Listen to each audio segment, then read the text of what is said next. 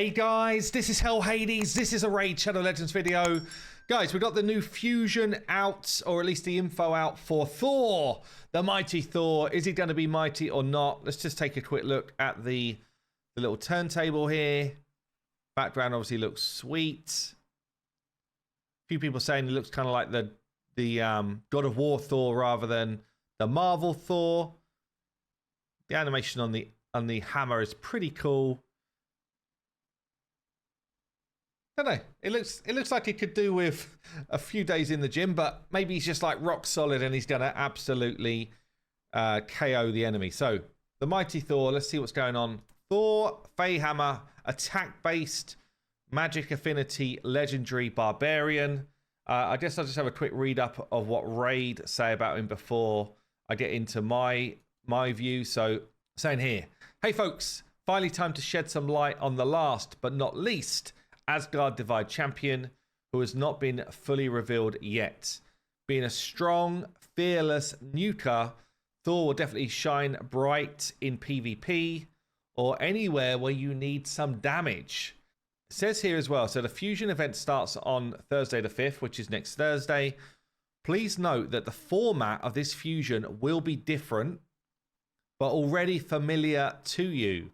Just as usual, you'll need to fuse the legendary champion from epic champions.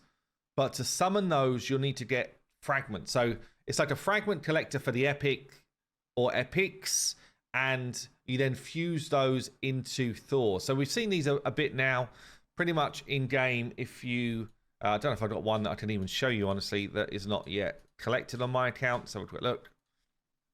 So the equivalent would be there's 4 epics here, but each of them you need to collect like the 100 fragments for.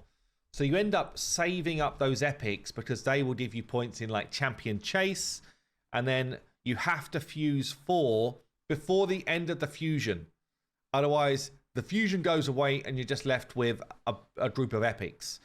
Now, I do not know who the epics are, and I'm guessing they're going to be a new champion, but that seems a bit weird to me. It just seems a little bit weird that it's going to be a brand new epic when all of this whole event is based on the Asgard Divide, unless they just drop in a new Asgard champion that we've not seen so far, who's a lower level one. Who could that be? Who would you have in as kind of like an epic, but an Asgardian? I don't know. You know the dude in the Ragnarok film who is kind of like, ends up being like the helper to hell? I don't know what his name is in the film, but he's kind of, you know, he's got like the war paint on. He goes from bad to good. Anyway, he feels like he's a little bit of an epic champion, not legendary. I digress. Anyway, let's get into the kit here. Let's see what's going on.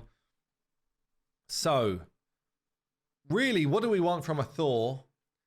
We want maximum damage, right? We want him to absolutely slay stuff. That's what we're hoping for here. A real fun nuker is what we want. So let's have a look. The Wrath of Mjolnir. I can't say that word very well. Mjolnir. A double hitter. 20% chance of repeating the attack.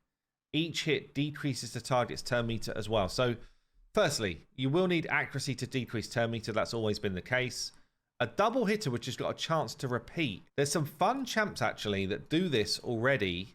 So, you've got Fushan, who is known for, nowadays, like the one-shot Meister. He's got a chance to do an extra hit on his A1.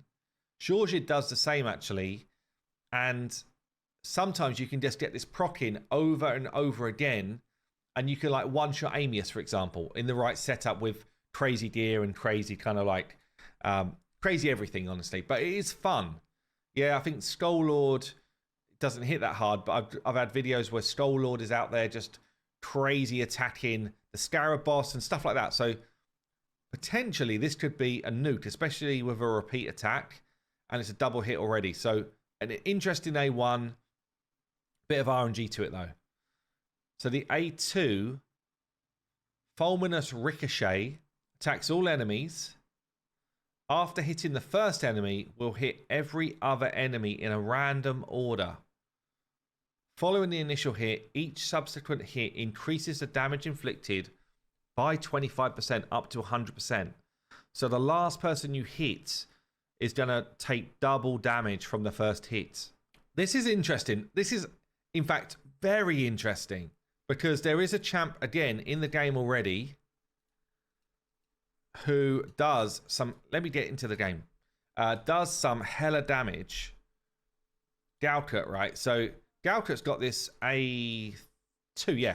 Attacks all enemies one by one in random order. Damage inflicted decreases by 25%. So what happens here is he absolutely KOs someone, and then every other hit after that is a little bit less.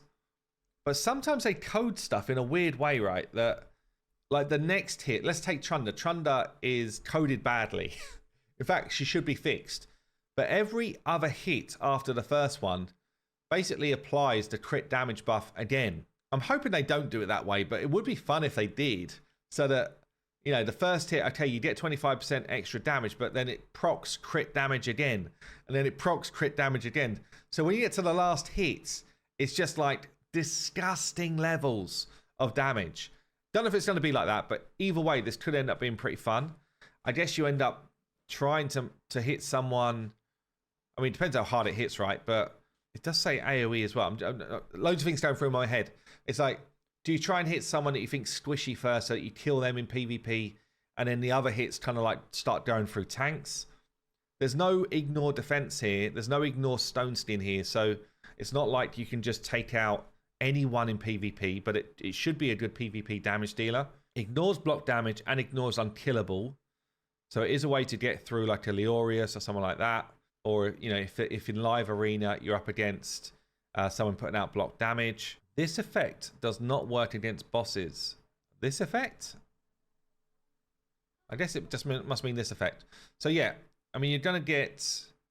one thing I'm interested in actually is on Hydra, is this counting as an AoE or is it counting as multiple single target hits?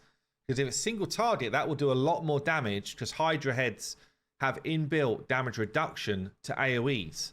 So again, a lot depends on how this skill is coded, but not having ignore defense and not having ignore stone skin, I think is a bit of a miss to really get like a PvP monster out there. Anyways, keep going. Hammer of Heaven. 4 turn cooldown books to a 3 again. So both of these book to 3. Attacks all enemies again. Before attacking, you get increased attack and increased crit damage. Then books up to 100% chance of permanently decreasing the resistance of each enemy by 10%. Up to 50%. Oh, where do we care about that? I don't know where we would care about that. I guess this doesn't need accuracy to land. In fact, I think there was some chat about this in content creator chat. Let me just check. No, so this does not need accuracy to land, but you would need accuracy for things like the decreased speed, and you would need accuracy for the turn meter drop. So you've got an AoE decreased speed, you've got lots of damage, and you've got permanently decreasing resistance. Now, let's take Hydra again, because it feels like he's aimed at PvP or Hydra. Seems like we've had a lot of champions like that recently. Decreased speed is great against Hydra. AoE damage is good against Hydra. Nothing else is really good against Hydra so far here. But if you're trying to permanently decrease resistance on Hydra, that's not going to work. As soon as you kill a Hydra head, it spawns a new one. It's spawning with brand new stats. So this won't remain just for, I guess, info. But interesting kits. We've then got Sky Rupture, a passive. Every time this champion deals damage, increases the thunder counter by 1 up to 10 stacks. Each stack increases this champion's crit damage by 3% up to 30.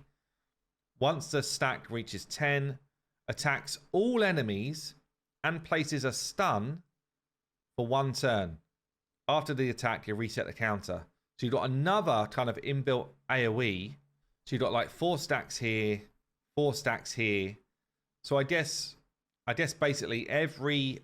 and potentially, it's possible, but obviously unlikely, but it's possible you could even hit 10 stacks just with the A1 if you keep getting this repeat attack going off.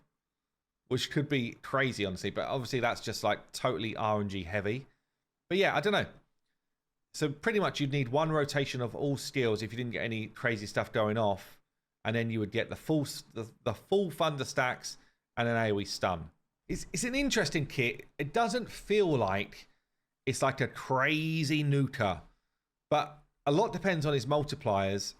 His steals alone are not like game changing. You know, when we first saw Jorjid, ignoring Stone Skin, massive hits, similar A1, we were like, damn, this guy could change the meta up and be like a PvP monster. So it's just going to come down to how high is his damage, and then, you know, how much people want to collect the Asgardians, that type of stuff. But it looks like it's going to be decent. Can't really tell you more until I see some multipliers and actually test him out. Let me know what you think. Is this the type of kit that gets you excited or not? And I will see you in the next one.